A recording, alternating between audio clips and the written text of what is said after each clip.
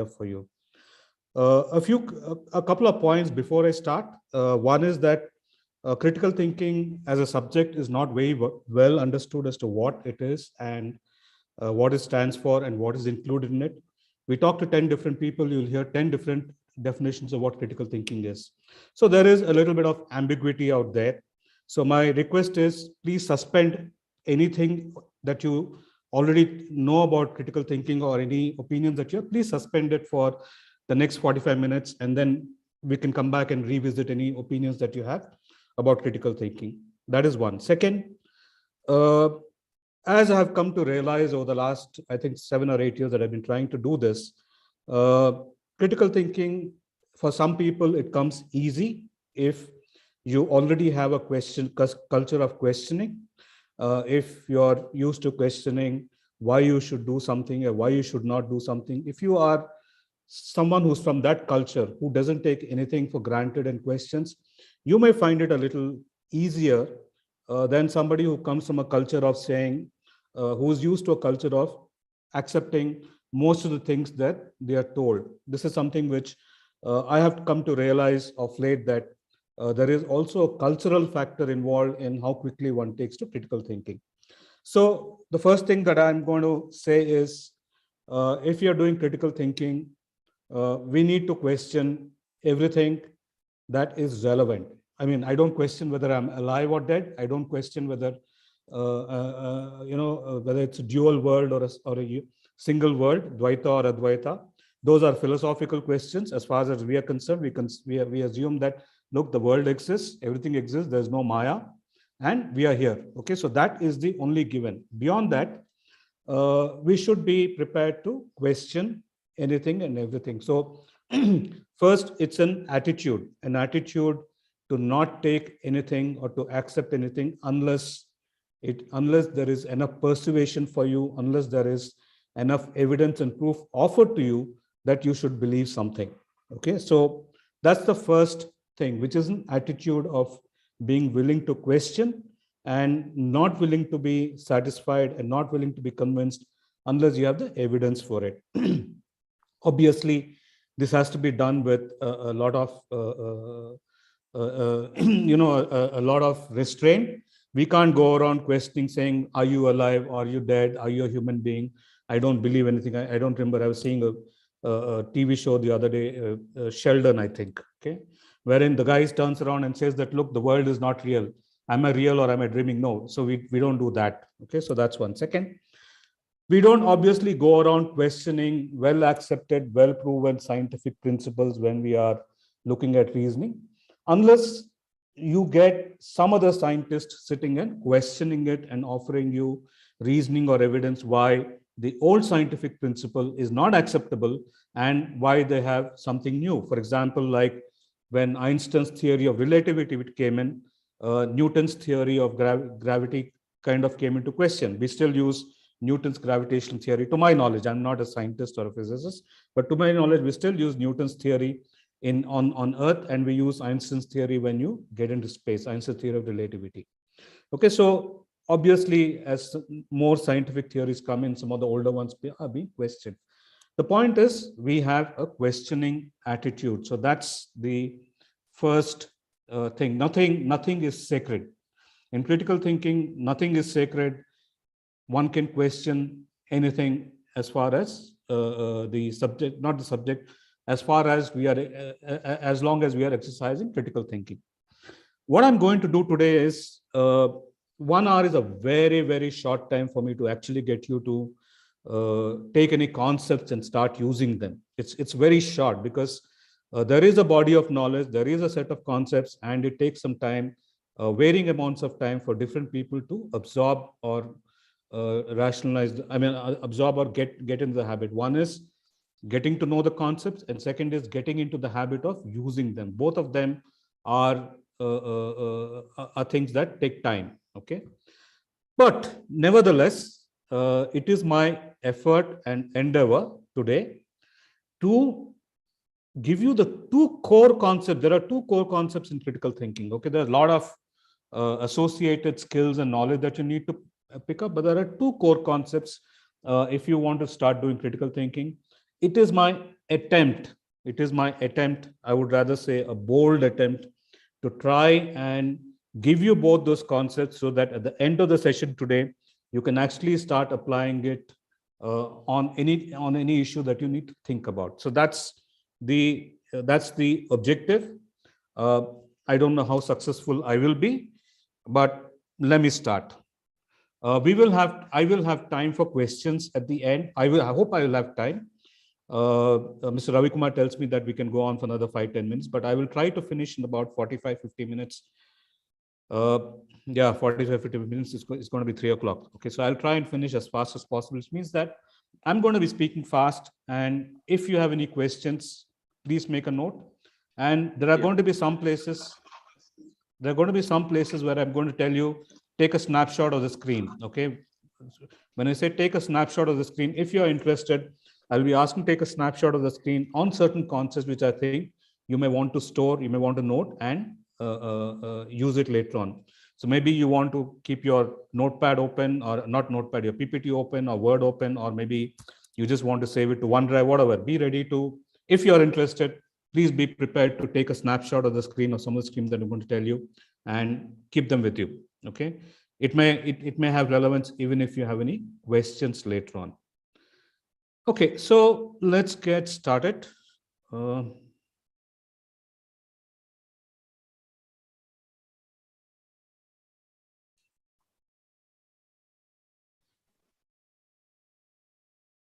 This presentation is to some extent structured as an interactive presentation, but the fact is we don't have time for me to ask you questions.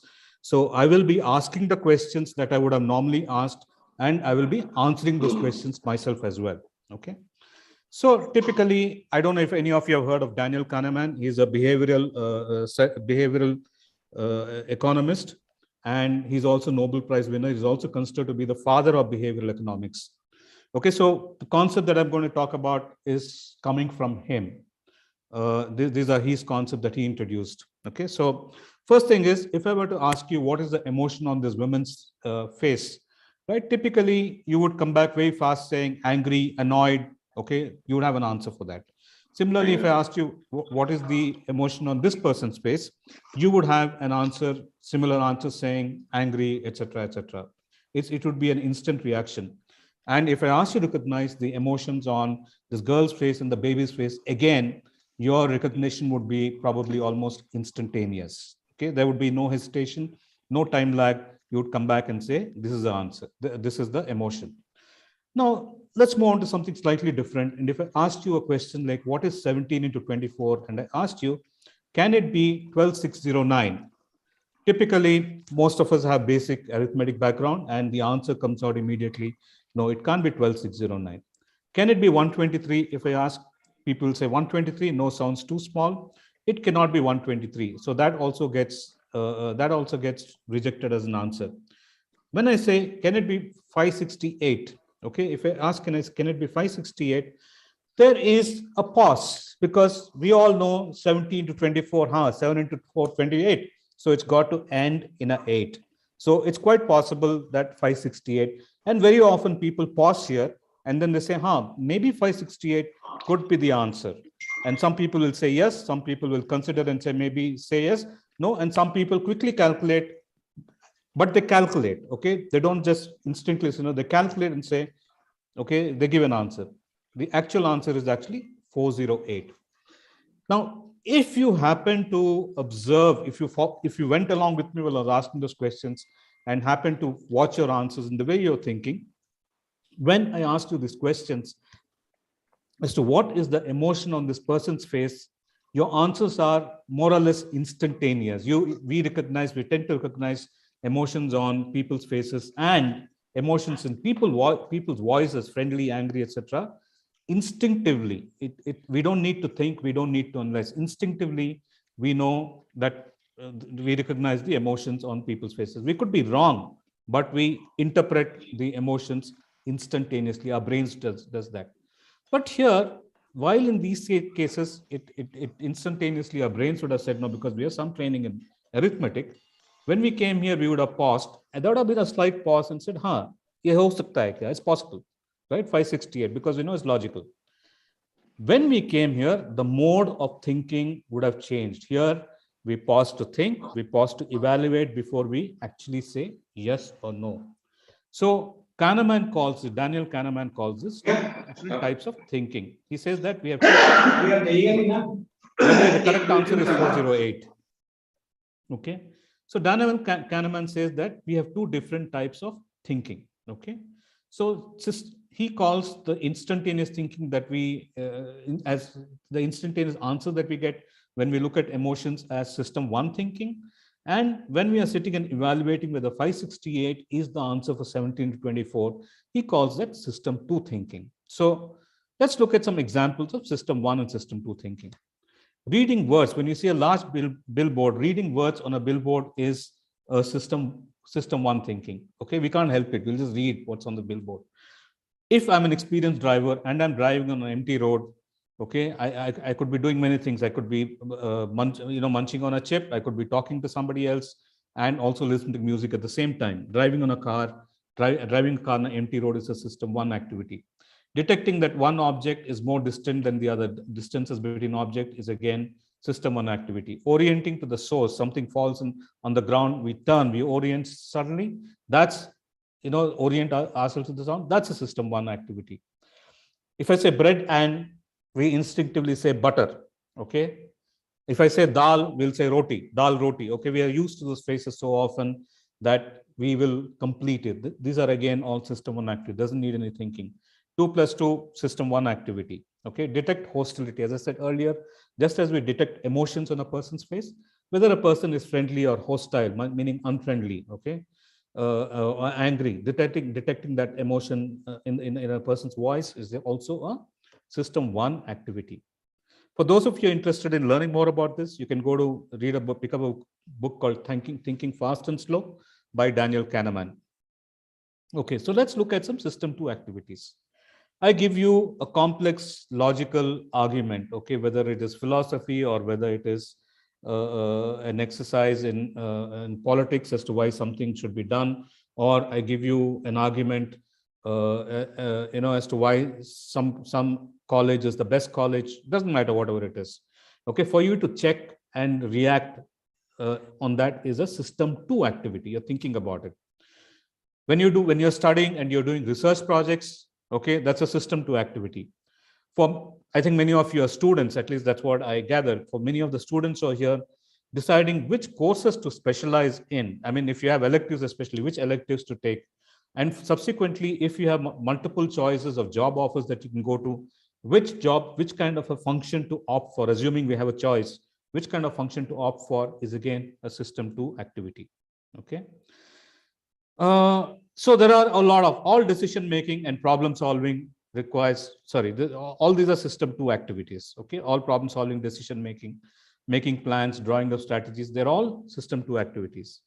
So in summary, what is system one, system two? System one operates automatically, quickly, with little or no effort and no sense of voluntary control. Please note, the main thing about system one is I cannot control it. I have no control. It happens on its own. Okay, those are drilled into my brain either through repetitive practice and repetitive learning, that I'm able to do it without any thinking, or it's something that I've inherited. For example, detecting distance from objects is something that I've inherited. It's part of my DNA. Okay, so those are all system one thinking, right? System two, if you want to evaluate which is the best college, or if you want to evaluate which job should I go for, okay, or if a college wants to evaluate which course should I add next, okay, or how do I increase the pass rate, or how do I increase the average percentage of the college, any one of those things that you're doing, that they want to do, it requires a lot of thinking, and that's called system two thinking. Okay, for system two thinking, the thing is, we need to allocate attention. It is effortful, and it requires us to allocate attention. Okay, the operations of system two are often so 1 minute, sorry. So it requires attention and it consumes energy. That's why thinking is tiring.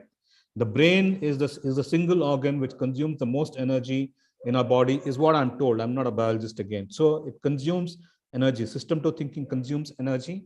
It requires effort, and there is an experience of agency. Agency meaning I, as a person, am deciding to sit and think, to evaluate which is the best college for me to choose out of 5 or 6 colleges to evaluate.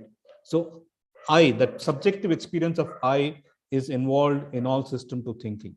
Okay. Let's The reason for doing all this is to say that, look, critical thinking is a system to activity. It is conscious, directed, and needs attention and effort. I've heard people saying critical thinking is out of the box thinking. Out of the box thinking, by and large, in my mind at least, means creativity. Creativity is not critical thinking. Okay, creative thinking is not critical thinking. But critical thinking is required when you're doing creative thinking. Creative thinking, you generate 15 alternatives, but which one are you going to go with? Now, for that, we need critical thinking. Okay. So out of the box thinking is not system two thinking, and it is not critical. It is not critical thinking. Critical thinking is a system two activity, which means, look, you have to put effort and you have to focus on it. It is not something that I can do in my sleep. It is not something that can ever become automatic. There are some activities which initially start as system two and can become system one. For example, when I'm learning to drive, it is a system two activity. I am sitting, thinking, focusing attention. When do you press the clutch? When do you press the brake? How do you steer left, right? If you have to change gears, how do you change gears? My entire brain is engaged. It starts as system two activity, but becomes system one. Okay.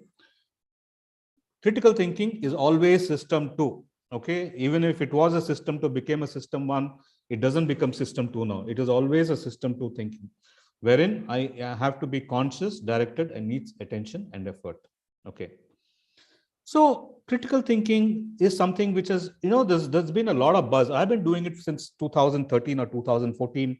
And my experience was very dismal in the first 3-4 years when I started doing it. I had just 1 or 2 colleges who were interested, and once in a while some company will pop up and I would do it. Very dismal. That's not the case today. There's a lot of interest and traction, and there's a lot of interest and traction worldwide in this now. Okay, it's not just in India. There's a lot of interest from educational institutions. There's a lot of interest from corporates as well. But why should there be an interest? Why should there suddenly be, not forget suddenly, why should we have an interest? Why is learning critical thinking important? What is the importance? Okay. The fact is, whether you're making decisions, solving problems, or planning and strategy, okay, at the foundation is critical thinking. It's like, if I want to build a bridge, right, I need knowledge. I need knowledge of civil engineering. I need knowledge of physics, math, chemistry. I may need knowledge of materials, etc., etc., etc. If I want to build a bridge, I need the knowledge of all that, right, before I can build a bridge. Similarly, if I want to be good at decision making or problem solving or planning and strategy, I need prior knowledge. I need to have the skills and concepts of critical thinking in place. Unless I have this in place, I will not be very good at this. Okay. Now, does it mean that, immediately a question which comes up, does it mean that all the people who are in good positions, all the people who are making decisions, are they all doing it wrong? No, they're not doing it wrong. We all have a certain level of critical thinking skills, even though we have not attached that label to that. We may call it analytical thinking, we may call it problem solving, even though we're not attached a label of critical thinking. We all are doing some level of critical thinking. But the difference is, since we haven't been trained and since we are not familiar with the concepts, we are unduly handicapped. If we knew all the concepts involved, if my performance, if I'm rating myself on a scale of 1 to 10, my decision making is 5 today. Okay. With the knowledge of critical thinking, I would hit 10. If it's 2, I would hit 7, 8, 9. Okay. So that's the difference it would make. Just knowing the knowledge, having the knowledge and concepts is the difference that it makes. So there is a native ability and there's a native capability. And as I said, people who have been questioning things for a long time have figured this out, a lot of this stuff on their own and through experience. Okay. But there is a way to do it wherein you can pick up the formal knowledge. It's like the difference between a car mechanic who does it by trial and error, who figures out, and an automobile engineer who actually has learned the subject. So that's the difference that you would see between knowing these concepts and operating without knowing these concepts. It's a foundational skill. Okay, it's a foundational skill for design. It's a foundational skill for creative thinking also. Not foundational, it's required. Creative thinking you generate, then you will obviously need to evaluate alternatives. For that, you need critical thinking skills. I will not speak about design thinking because honestly, I have very vague ideas. So I will not say where this fits in. I haven't studied it, but anywhere where you need to solve or make decisions, you need critical thinking. Okay. The other thing is critical thinking is not natural to us. Okay, it is a learned skill. We have no choice. It's not natural. It's not something which comes naturally. It's not something that we can learn by our experience or by practice. It comes. It is a learned skill. It is unfortunately not a part of the curriculum anywhere excepting a handful of institutions in the country. Very few institutions in the country have critical thinking, and even there, when they have critical thinking, the critical thinking that they call critical thinking is largely related to only one aspect of critical thinking. It's not holistic. I will tell you which aspect as we go along. Some of them have it. I'll show you that and I'll tell you which aspects. Okay. Now, critical thinking is now identified worldwide as an important skill, and several companies have started testing for it and also training their employees in it. So that's how I do corporate training, for example, on critical thinking. There are people who are, there are organizations which are training, and there is a testing also. It's called the Watson-Glaser critical thinking assessment. If any of you wants to check, it's called Watson-Glaser critical thinking assessment. If you want to check yourself, there are free tests also available. Check for free tests and you can test your critical thinking ability or what they consider to be a measure of critical thinking. Prasad sir, won't it be wrong in saying that instead of this is a learned skill, this is the something which can be practiced? Can I take questions in the end? I have a lot. If you can just make a note. Fine. Yeah, if you can just make a note, because I have a lot to cover. Then I'll take all the questions in the end. Okay, sir. Yeah, okay. So critical thinking in education. Critical thinking skills determine degree of success or failure in problem solving, decision making, planning, and strategy is the basis. Now, where will students use it? Where will, if they learn, where will they apply it? Okay. It will help students in doing all their academic writing much better. Okay. Every academic subjects, now critical thinking, there are two things to critical thinking. One is general critical thinking skills, and the general critical thinking skills which are applied to a particular domain, a subject. So there are a lot of critical thinking which happens within domain with tools within the domain. Okay. And in a lot of these cases, you need general critical thinking skills applied within the domain. Okay.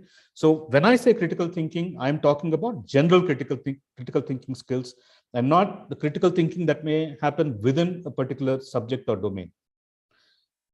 Now, whether it's case study analysis, presentations, okay, career and life decisions, this is all the places where students will find it extremely useful. Then there's also the competitive exams, GRE, GMAT, if they're doing that, personal interviews, group discussions. Each one of them, they are actually, without saying as much, are looking for your ability to do critical thinking. Okay. Now, the World Economic Forum also did a survey of what they see as the job skills that are required for now in the future. The last survey was in October 2020. Okay. Now, these are the skills that they've identified as the top 10 skills of 2025. This is in 2020 up to 2025. These are the top skills. Analytical thinking, innovation, active learning and learning strategies, complex problem solving, critical thinking analysis. Okay. Creativity, leadership, technology use. So you have 10 skills. At least 7 of them need critical thinking. The problem is I've not been able to access what they define as critical thinking. Okay, but critical thinking, the way we are going to look at it, at least 7 of these, if not all 10, require critical thinking. Okay, analytical thinking is part of critical thinking. Active learning and learning strategies, basically critical reading and applying critical thinking is active learning, being involved with what you're learning. Okay, complex problem solving requires critical thinking. So I have got a matrix at the end for this one in terms of how it maps out. Anybody who wants, I can show you the slide in the end as to why I say critical thinking is required in at least 7 of the 10. Okay. Then they did a survey of the top 3 missing technical skills and top 3 soft skills. Okay. From employees. This was a SHRM survey, recent survey, I think 2019, if I'm not mistaken. you will see again, they say problem solving, critical thinking, but critical problem solving requires critical thinking. Innovation and creativity, to evaluate solutions, you need critical thinking. Okay. Unless you have critical thinking, you can't deal with complexity and ambiguity. Okay. Because critical thinking helps you reduce the uncertainty. Communication, unless good communication requires a good persuasion. Good persuasion means I know how to think critically. Okay. So critical thinking is there. So now, what is critical thinking? What is it that I mean when I say critical thinking? What is normally understood as critical thinking? Critical thinking is the process of making clear, reasoned judgments. So, one, it's a process. It's not a single step. It's a process. I'll come to how it's a process. For what? For making clear, which means my thinking is clear. There's no ambiguity. I don't make errors in syntactic, semantic ambiguity. I don't use relative words, vague terms. Okay. So, process of making clear, reasoned judgments. Reason means obviously I'm applying logic. Judgments is that I'm coming to a conclusion. Okay. It's a process of making clear reasoned judgments. Now, there are hundreds of definitions. Some of them, when I show you some definitions, try to cover every single element of critical thinking. Some of them try to give you a summarized overarching view of what critical thinking is, like this one. Okay. So here are a couple of other definitions. This is again from the work front. If you look at it from the employer front, Pearson is the one who's created the Watson-Glaser critical thinking assessment.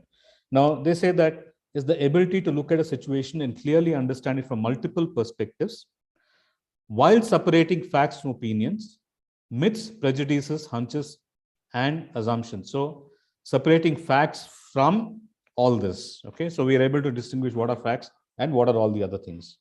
It involves the ability to question assumptions in order to make logical decisions based on considerations of the options and evaluation of all facts. Okay, so these are two more definitions. You want to take a snapshot of it. It doesn't really matter. I just wanted to show you that there are multiple definitions. I've not put in the more lengthy definitions. Okay, this is what to me this summarizes what critical thinking is extremely well. Okay, so I've got here some traits of critical thinkers. I'm just going to read a few. Please take a snapshot, because what are the traits of critical thinkers tells us what is it that we need to learn in order to become good at critical thinking. Okay. So determine what information is or is not pertinent in a particular situation. Distinguish between rational claims, which is that's based on logic, and emotional ones, okay, which may be rhetoric or which may just be plain appeals to emotions. Be able to separate fact from opinion. Spot deception and holes in the arguments of others, which means that I understand the structure of arguments and what is a good argument and what is a bad argument. And it also means I understand errors and reasoning, etc., etc. Okay. Recognize logical flaws in arguments, construct cogent arguments rooted in data rather than opinion, which is that anything that I conclude is based on evidence and not based on opinion or not based on hearsay. Okay. So please, again, I'm giving you a couple of seconds. If you want, please take a snapshot of this if you want. Okay. These are the traits of critical thinkers, okay, as defined. It's a good list I found somewhere. And the question is, if I want to be able to do all this, what do I need to learn? So that is the question. What are the concepts that I need? Is there something standard that I have to learn so that I can acquire all these skills when I'm taking decisions or solving problems, planning or strategizing? Okay. Now, I'll come down to the way I see what is it, how do I look at critical thinking? I say that critical thinking, there are two parts to it. How to think critically about an issue and how to think critically. Okay. Now, let me give you an analogy which I've used earlier. How to think critically about an issue is, for example, if I want to construct a bridge, I need to know civil engineering. And as part of civil engineering, I don't know, I'm sure there must be civil engineers. My knowledge is very negligible, so pardon me if I make a lot of errors in that. So I need to understand civil engineering in the sense that I need to be able to calculate stresses. I need to understand materials. I need to understand soil. Okay. I need to understand structural engineering. Okay. And I need to know that I need to consider load factors, peak load factors, and different types of designs that I can have different types of load bearing structures that I can have, so on and so forth, right? I need to know all that before I'm ready to design and construct a bridge. So this how to think critically about an issue is equivalent to design and constructing a bridge. Okay, and how to think critically is all the background knowledge, structural engineering, physics, chemistry, math, okay, engineering, drawing, materials, load bearing structures. Learning all that is how to think critically. Okay. So what are the typical issues when I say how to think critically? How to think critically about an issue? What are those issues? Okay, for a student, it might be which major to choose, which education or job to pursue next. Maybe academic projects, case studies. They all have something or the other which they need to think through and write about. Research, academic writing of all types. You go a little further, choosing a life partner and in life. Then okay, making investments. Which schools do I send my children to? Where do I invest my money? All those are issues of critical thinking critically about an issue. Okay. At work, if I'm in sales, my sales are low, I'm the sales manager, I have to fix the sales or improve the productivity of the team. If I'm in marketing, solving the problem of low conversion rates, which is that I've got a lot of visitors to my landing page on the website, but very few are clicking on the call to action to get the asset that I'm offering and converting into a lead. Okay, so it's a low conversion rate. Dealing with a difficult employee, colleague, or neighbor is again sometimes we need to think. We can't just react emotionally. Evaluating decision options, planning strategies. All these are things, examples of issues. Okay, all this is critical thinking. How to think critically about an issue. Okay, how to think critically about an issue. These are examples, some examples of the issues. Now, this is something we are all used to doing. We are doing this day in and day out. Okay, but we could probably do it a lot better.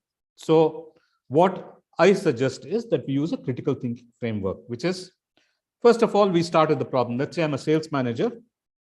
I'm running out of time. Let's say I'm a sales manager and my sales are low. So my boss comes and tells me, fix the sales. Okay, so I have to fix the sales. So that is a given problem. Then I look for evidence. What could be causing the drop in sales? It could be that my product, my manufacturing, there's a manufacturing defect. Could be that I have new competition, or could be that my competitor has dropped the price by 20%. Could be any one of those issues. So I go and start looking for evidence. I collect data.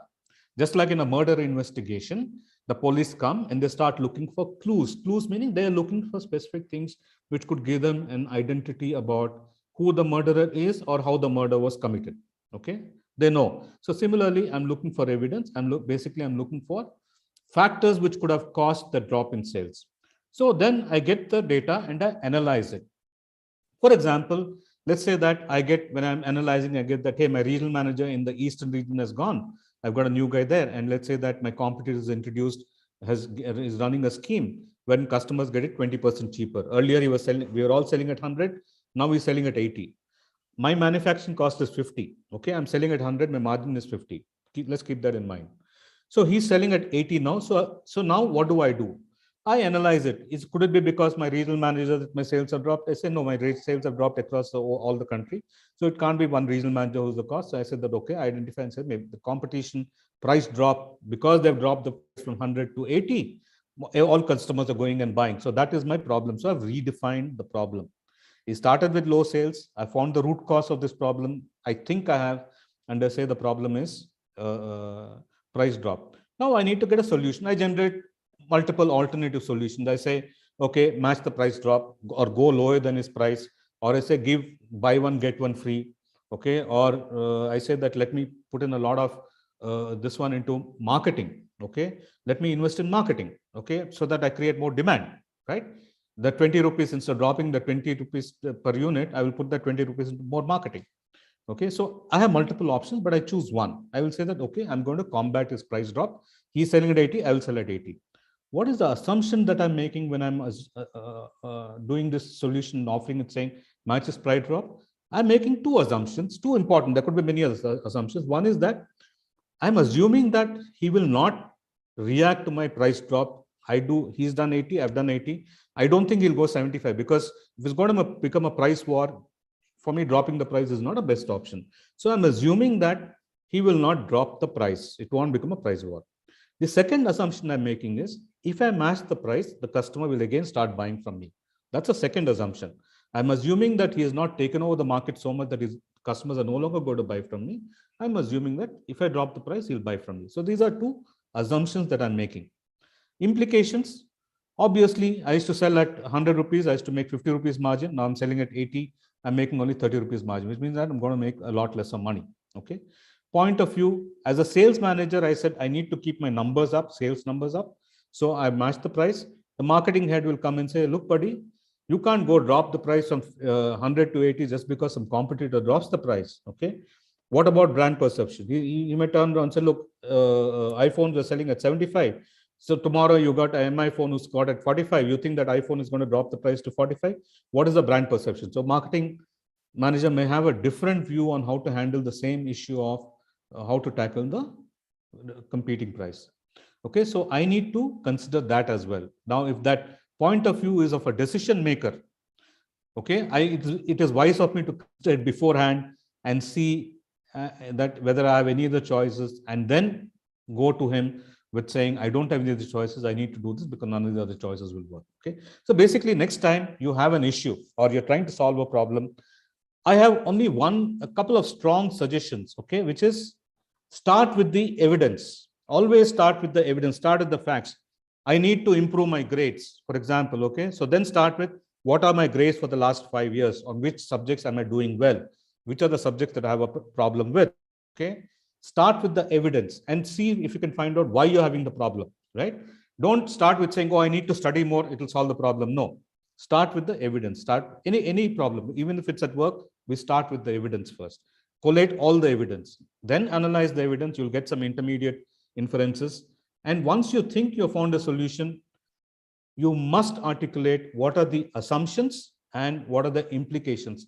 Sometimes when we look at implications, we are not willing to go ahead with the solution. We say, this implication, this is going to be very expensive, is not acceptable. We want to come back and change the solution. So please take a snapshot of this. I hope you have. I'm assuming that you would have.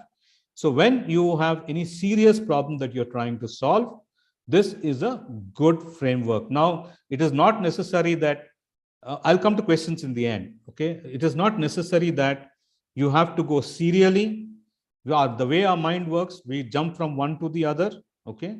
You don't have to go serial numbered, but just make sure that we have covered all the elements, which is that we have taken all the relevant facts into consideration, we have analyzed it, we have articulated our assumptions explicitly, we have articulated the implications explicitly, and if there is other stakeholders, if there's a point of view, we have looked at those points of view.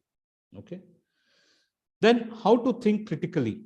Okay. So the first is we have thought how to think critically about an issue. Now we'll talk about how to think critically. In order to be learned to think critically, there are 6 different things that we need to learn. Okay. One is logical reasoning. Okay, I'll come to that. I'll give you an example. Logical reasoning. Credibility means somebody makes a claim. How do I decide whether to believe or not? So, give simple example. The doctor says that, look, Prasad, you have your problem is only infected throat. It's not COVID. Okay, please take this medicines. Now, I believe the doctor. Okay, I trust the doctor's opinion, and I go ahead and take the medicines that he or she has prescribed. They're credible. If the WHO tells me that, look, these are the kind of precautions we need to take to prevent the spread of COVID, I trust WHO because that's a specialization. Now, if the Prime Minister comes and tells me that, look, I think that this is what I should be doing. This is what I should be doing in terms of we should do in terms of COVID. Okay, these are the precautions to be taken. Prime Minister on his own is not a health expert, but if he appeals to the expert and says, I'm telling you this because WHO said this, or the doctors have said this, or the Ministry of Health Affairs said this, it's acceptable. But of their own knowledge, if they're not experts in that field and they give a claim, I would think twice before accepting. So all we learn, we need to evaluate the credibility of the claim and the credibility of the source, both. Okay, then clear thinking and communication. What can go wrong here? Simple examples. One is ambiguity, but one couple of things that I will explain quickly. Sometimes we use relative words saying he's a performer, he's courageous, he's great, Okay, he's a patriot, he's a traitor, okay, he's a nice guy, he's a bad guy. We use all these relative terms, sorry, vague terms. Okay, now you and I can have a discussion on who is the best prime minister in the country for the next 10 years, and we may never agree. Why will we never agree? Because we're using a relative term. Okay, you and I can have a discussion for the next 10 years about who was the most courageous politician in the country in the last 75 years. Unless we define courage, you and I define courage and how we're going to measure it, you and I will never come to an agreement. Unless we both have the same opinion, not critically evaluated, considered argument. Same opinion, we might agree. Otherwise, if you're on opposite side, we'll not agree. Okay. Similarly, traitor, patriot, performer, all these are vague terms. So if we want to do critical thinking and we seriously want to understand each other, it is worthwhile to first define those terms before we actually start discussing. Otherwise, it's an absolutely meaningless discussion. I will keep saying what I think constitutes greatness. You will have your own parameters of what you constitute greatness, and we'll be fighting each other, just trading words without really understanding each other. So avoid using relative terms and vague terms when we are doing any serious critical thinking. Rhetoric is the use of language to evoke emotions and to use those emotions to shape our attitudes or beliefs. Stood boot ka sarkar, ma beta ka sarkar. Okay. Refugees are like termites. Abortion is the murder of an unborn child. All these are rhetorical definitions or rhetorical analogies. Okay. And for example, waterboarding. It sounds nice like a water sport, but it's actually a torture technique, right? Pre-owned cars as against used cars. It's a euphemism. These are euphemisms, right? So using language to evoke emotions and to use those emotions to shape our attitudes or beliefs. That's the use of rhetoric. We need to be able to distinguish between rhetoric and logic. We're not supposed to be swayed by rhetoric when we're doing critical thinking. Fallacies are standard errors in reasoning, and cognitive biases are errors in judgment. Systematic errors in judgment, we make this time and again. I'll just quote one cognitive bias. It's called the confirmation bias. We have a tendency to take in only information that coincides with our existing beliefs. So if I believe that X is a nice person, all the information that X is a nice person that I read about, that I see everywhere, I will register it. But any information, however credible the source, if it says that which indicates that X is not a nice person, I'll reject it. Or I will say that person is a liar. Or I will say that information is bad. I will outright find a way to not take it in. So that's a confirmation bias. I'm only taking in, absorbing and registering information that confirms with my existing beliefs. Social media makes it worse. I don't have time to discuss that, but confirmation bias is one of the reasons why you'll never see two political supporters ever agreeing with each other. Combination of rhetoric and the confirmation bias is why we will never meet each other if we have from two different political viewpoints. So I will now give the last part that I'm doing. So critical thinking framework, please, that's a takeaway, very important. That's what the critical. And the next part, which is essentially what this whole thing is about, is logical reasoning. We use reasoning all the time, and the vocabulary of reasoning at the center is something called an argument. Okay. An argument consists of a conclusion, that is a claim, and reason supporting the claim. We use arguments every day. Well, if somebody tells me that you should work hard because, and give me reasons 1 and 2, right? Now, this is a claim. These two are the reasons. All three taken together is an argument. Okay, you should work hard because reason 1 and 2, all three taken together is an argument. You should work hard is the claim or the conclusion, and these are the two reasons given for that. Okay. Now, we are using arguments day in and day out. You should do this because this is the right decision, because we should invest in that company there, because, okay, this strategy will backfire because, okay, all these are exercises in arguments. All this is exercise in logical reasoning. Planning and strategy is an exercise in causal reasoning. I'm not going to be explaining causal reasoning, so I'm not talking planning and strategy. I'm talking about plain reasoning as to you should do this moment you see because you're looking at an argument. Now, here is an argument. Okay, genetically modified crops should be banned because high risk of disruption of ecosystem and biodiversity. That's reason one. Increase the cost of cultivation. That's premise. Reason is called a premise. Okay, it's just jargon. Okay, this is what you should do is called a conclusion or a claim. It's called a claim. Okay, and the reasons given is called a premise. Right. So here I have 1, 2, 3, 4, 5, 6, 7 premises. Right. Now this is supporting this. If this is true, I should ban. If this is true, it's a good reason to ban it. If this is true, it's a good reason to ban genetically modified crop. Arun Pandey does not like it. Okay, I will just put a question mark. I'll come back to that. Harmful to nature resources, good reason to ban it. Increases profits for the farmer. It is contra. It tells you why you should not ban it. It contradicts this. Here we're saying should be banned because, but if it increases profits, it's a reason to not ban it. Okay. Similarly, this is also the last. If it reduces cost of food grains to the consumer, that is also a reason to not ban genetically modified crops. So here is an argument. Typically, in an argument, if I want to persuade you, I will only use reasons which support the claim, which support what I'm recommending. Okay. Now I've shown you the other three reasons also. Let me just get everything out of this. Now, Arjun Pandey does not like it, is irrelevant to the claim. It neither strengthens it nor weakens it. It is irrelevant. You'd be wondering why I do it. Next time when somebody is giving an argument, when many people are giving an argument, please ask them to list down the reasons, and you will find for sure that there will be some reasons given which are absolutely irrelevant to what they're trying to convince you about. Okay. And we should always look for, whenever there's an argument, we should look for reasons which are contrary to the conclusion. We look for reasons. We need to say why not. They're saying we should do this because we should not do this because, look for reasons. These are so here there is a concept of relevance. This, and this, these three premises are positively relevant to this. This is irrelevant to this, and these two are negatively relevant, which means that they contradict the claim. Okay. So when we have an argument, okay, we need to evaluate it on the basis of acceptability of the premises.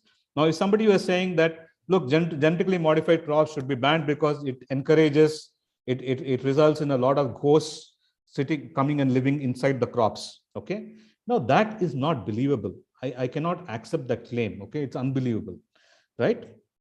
There are conditions for acceptable premises, but for the time being, we don't have time to go into all that.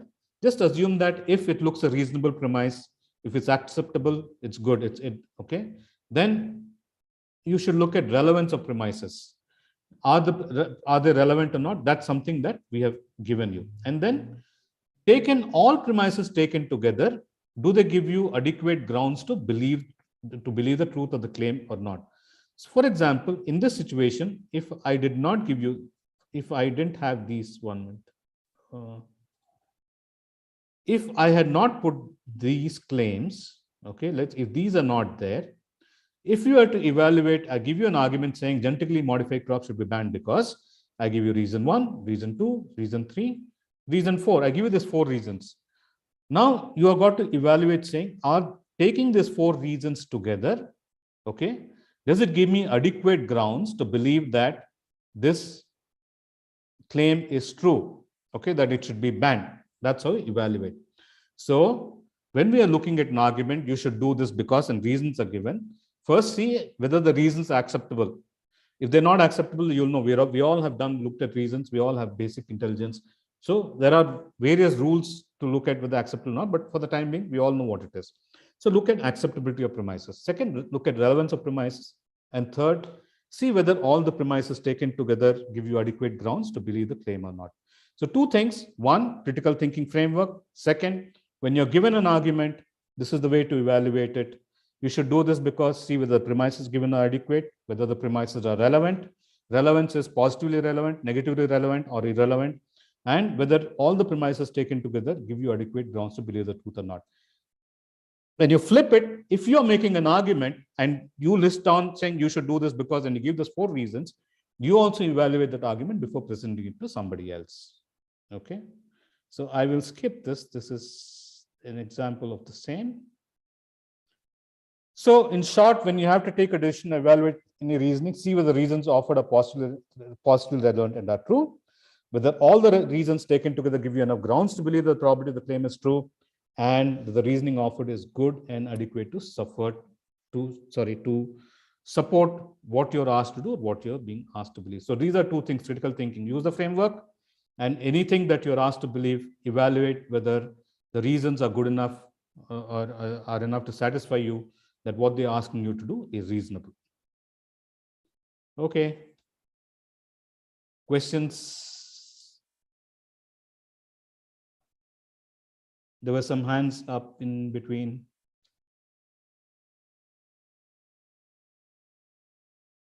I'm done.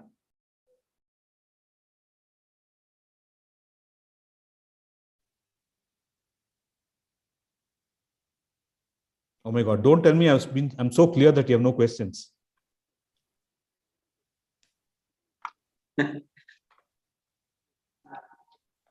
Anyone has any question, you can just put it in chat box. I have been so clear, I have been so vague that nothing is absorbed. Can you hear me? Yeah. Can you hear me? So this was so critically cleared. So you are very much cleared in your critical thinking and giving this session. That's why everything is nobody has no question. I have a question. Yes, I Dr. have a Pramod. question. Yeah. Can you hear me? Firstly. Yes. Okay. So, critical thinking is obviously a very structured process, and you have explained it very beautifully. I wanted to know how to link creativity to critical thinking, because creativity in my mind is a very unstructured, a little out of the box kind of a process. So what is the linkage, if any, between these two, and how to link both of them to innovation?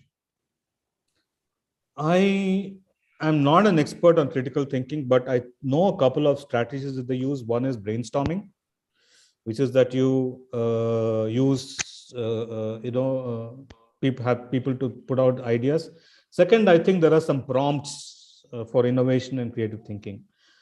I don't know how to link it per se because I'm not an expert, but I know that the moment you do critical thinking and you come up with options, various 3 or 4 different things that you have to do.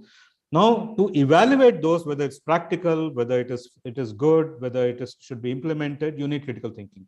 So should I adopt this becomes an issue, and you could put it into the critical thinking framework. Okay. And can I add in here? Probably Prasad sir can correct me if I'm wrong. So like, for example, if critical thinking, I think, is a very individualistic trait, whereas creativity is also part of, like you said, the brainstorming, and also as a teamwork per se. I don't know what you mean by, sorry, Mr. Akmal, I don't know what you mean by individualistic. I mean, critical thinking is a set of skills. Okay. Now we explain. So I don't want to add in any terms which I am not sure about. You remember one thing I said, define terms so that we all agree on the terms. So, yeah. Right. Yeah. So one more question, sir. You said that that it is a learned skill. So instead of calling it as a learned skill, can't we call it as a like skills, skills which needs to be practiced? Because as over the period of time, something it has to be practiced so that you can become expert or maybe good at it. So let me put it this way: it is not, rather describe it. You need to learn them, and you also need to practice them. Okay. Okay, both are required. That's why it takes longer. For example, if I were just to do a one-way communication of a lot of the concepts that are there in critical thinking, it would probably take me about 16 hours or so, okay, for me to do a one-way communication, 16 or 20 hours of the various aspects of critical thinking.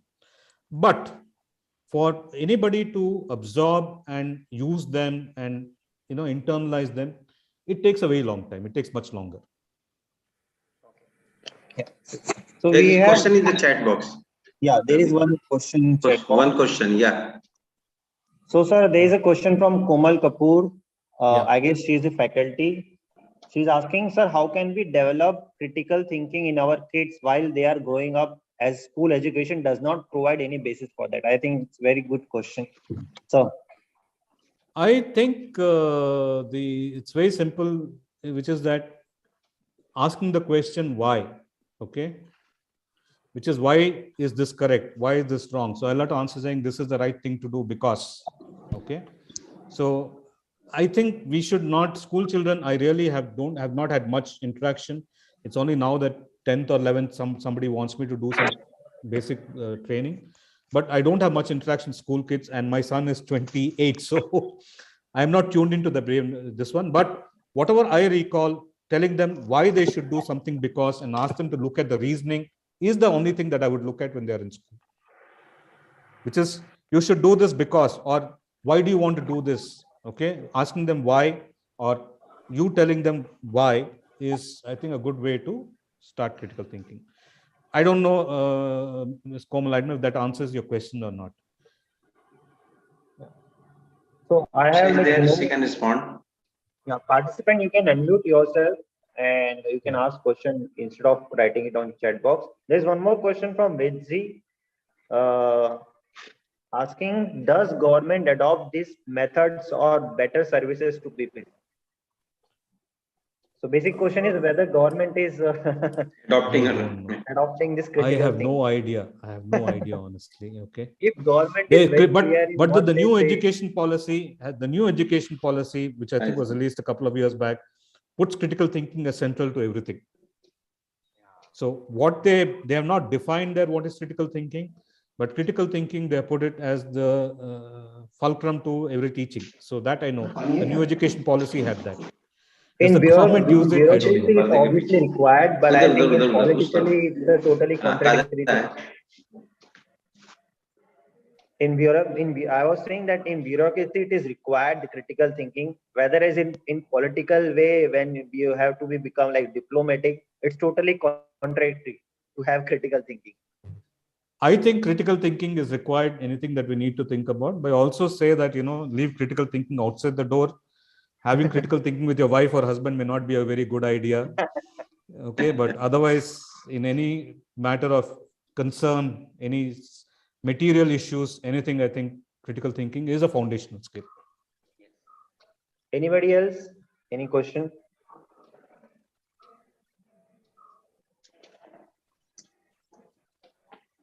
Okay, I think we are done. Yeah.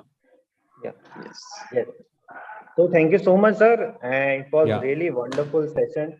So I have attended many sessions on critical thinking, but this was really wonderful. The reason is obviously the fact that you are have so much of experience, and obviously the way you said that you have learned and also you are practicing, I guess, since more than 15 years.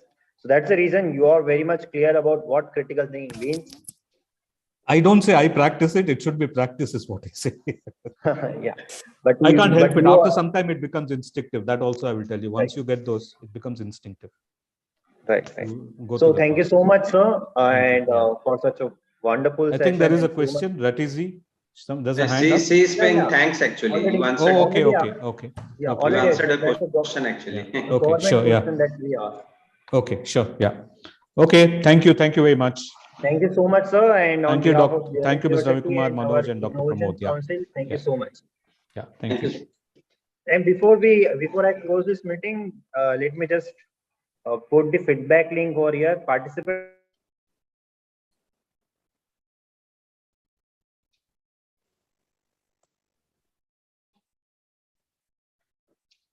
तो sir भी busy रहता बाकी सब लोग आराम से घूम रहे हैं